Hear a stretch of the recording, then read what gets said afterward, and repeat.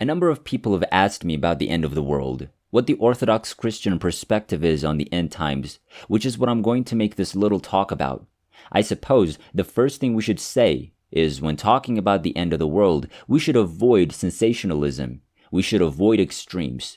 Avoid things that get us worked up and excited. We need to stay calm, reflective, thoughtful, and prayerful. Be sober in our thinking. There is a fashion at the moment, I'm told, in America for these books about those who are left behind after this heresy of the rapture, and the rapture is a heresy. It's a desire to avoid the suffering, that is to prefigure the final coming of Christ. But we must remain sober, and yet St. Paul tells us to live with an expectation of the coming of Christ. If we look at the early church, there certainly was an expectation amongst Christian communities that Christ would return in their lifetime. The temple still existed. They could imagine the Antichrist enthroned in the temple until, of course, 70 AD when the temple was destroyed. St. Paul says we were to be watchful, prayerful, live with the expectation of Christ's coming. And we too must do this. We too must live with an expectation of Christ's return, because every one of us is going to die. Every one of us is mortal, unless Christ returns before we die, of course. And the majority of us, I suspect, will live out our lives and die as many generations have before us. Every one of us, whether Christ returns before our death or not, must stand before God and give an account for our lives.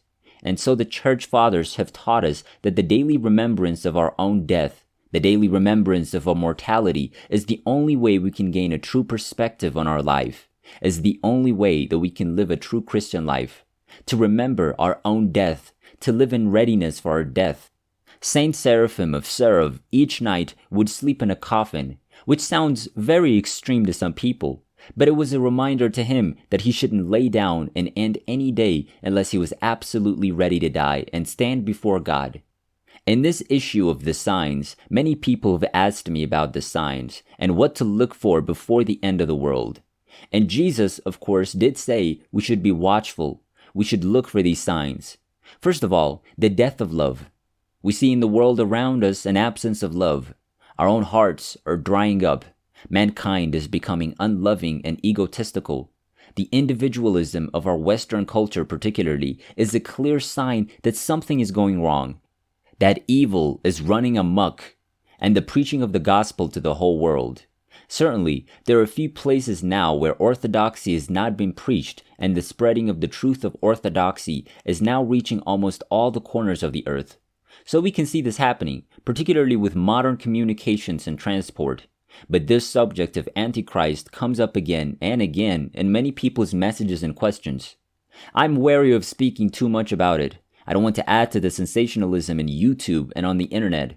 But when I was on Mount Athos, a monk was talking to me about the subject, and he started talking about the end times, and he said he believed we were in the final chapter of the book of the world, that the times were indicating a closeness to the end of the world in his opinion, which I respected, of course. And so I asked him, I said, what about the rebuilding of the temple and the seating of the Antichrist as God, enthroned as God in the temple in Jerusalem? Did the fathers on the Athos take this literally? And his answer was, many do. He didn't say all, he said many do. For those early Christians, the temple still existed, of course. They could imagine Antichrist seated, enthroned in the temple in the Holy of Holies. The temple is not yet rebuilt. The third temple is yet to come. If we take this literally, then we will see a rebuilding of the temple, and there are many, many powerful and wealthy people contributing to the desire for the building of the third temple. Many Jewish and Christian Zionists, particularly Christian Zionists in America, support this idea of the third temple. If it's rebuilt, we should ask ourselves, who will it? Who will proclaim the Antichrist as God? Well, we perhaps can say, who is it that has rejected the true Messiah? Who is it who is still looking for the Messiah to come? Who is it who is likely to proclaim a false Messiah as Christ? We should look for these things, but we should be careful. We don't know when Christ will return. He told us no one knows. It could be in 10 years. It could be in 100 years.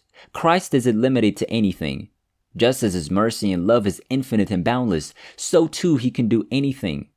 He might come in the next hour and confound all our expectations, or he may come in 1,000 years. But our calling is to remain sober and repent, and to seek to live out the spiritual and Christian life that Christ calls us to. This should be our focus, to live in readiness for our own death. And if Christ returns before we die, he will find us ready. He will find us as the virgins who kept their oil lamps burning, who stayed watchful, who kept vigil, who turned away weeping,